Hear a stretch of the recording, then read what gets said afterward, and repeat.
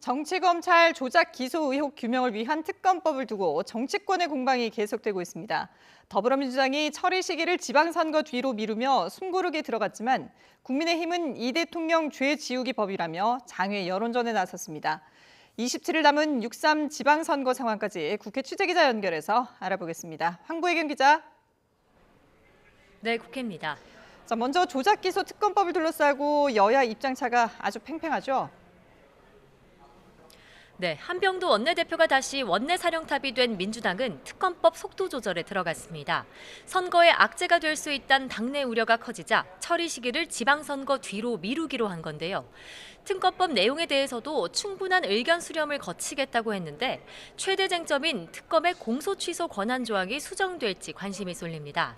다만 오늘 원내지도부 공개회의에선 특검법 관련 언급은 자제한 채 국민의힘의 윤어게인 공천 심판에 주력했습니다. 직접 들어보시죠. 내란과 구구 선동에 대한 진정한 사죄는커녕 윤어게인 공천에만 혈안이 돼 있습니다. 정상적인 사고 체계를 갖춘 공당이라면 있을 수 없는 망동입니다. 반면 국민의힘은 특검법을 고리로 대여 공세 수위를 높이며 보수 결집을 도모하고 있습니다.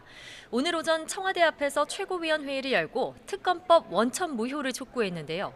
장동혁 대표는 이 대통령은 오로지 감옥에 가지 않겠다는 생각뿐이라며 그러니 특검을 임명해 범죄를 지우려 한다고 맹비난했습니다. 장 대표의 말 직접 들어보시죠.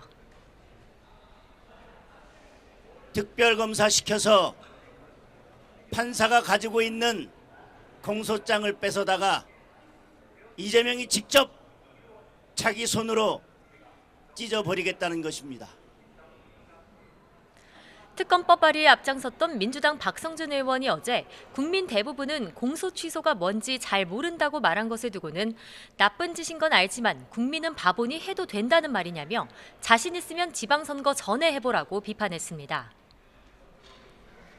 네, 6.3 지방선거와 재보궐선거를 앞둔 여야 움직임도 전해주시죠. 네, 먼저 민주당 정청래 대표는 오늘 일산 킨텍스에서 열린 인천, 경기, 제주 공천자 대회에서 후보 340여 명에게 공천장을 수여했습니다. 현장에는 추미애 경기지사 후보와 박찬대 인천시장 후보, 위성곤 제주지사 후보를 비롯해 송영길, 김남준 후보 등도 참석했습니다. 정 대표는 민주당이 승리해야 내란 불씨를 끄고 완전한 국가 정상화의 길로 나아갈 수 있다며 내란 심판론을 거듭 부각했습니다. 민주당은 공공산후조리원 확충과 정년 65세까지 단계적 연장 등 민생 공약도 함께 내놨습니다. 국회의원 재보궐선거는 전체 14곳 가운데 12곳에서 여야 대진표가 확정됐습니다. 이제 남은 곳은 충남 공주부여 청양과 전북 군산김제 부안을 등 2곳인데요.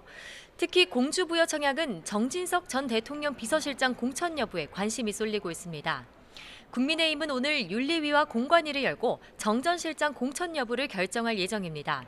또 민주당도 원성수 전 공주대 총장 등을 두고 막판 고심을 이어가고 있습니다.